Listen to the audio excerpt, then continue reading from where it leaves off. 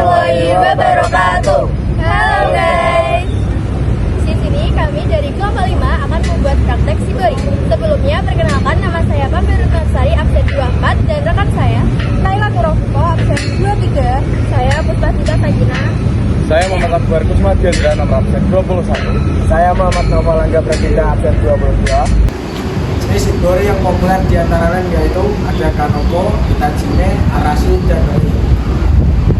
Shibori adalah seni pewarnaan kain tradisional Jepang yang menggunakan teknik lipat dan juga ikat untuk menghasilkan pola yang unik, lalu akan diberi oleh pewarna.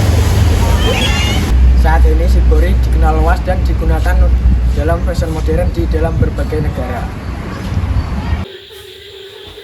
Sejarah Shibori dimulai pada abad ke-8 yang ada di Jepang. Dibuktikan dengan kain yang disumbangkan oleh Kaisar Somu ke kuil Daichi. Kata Shibori berasal dari kata Shiboro yang berarti mengikat dan memeras.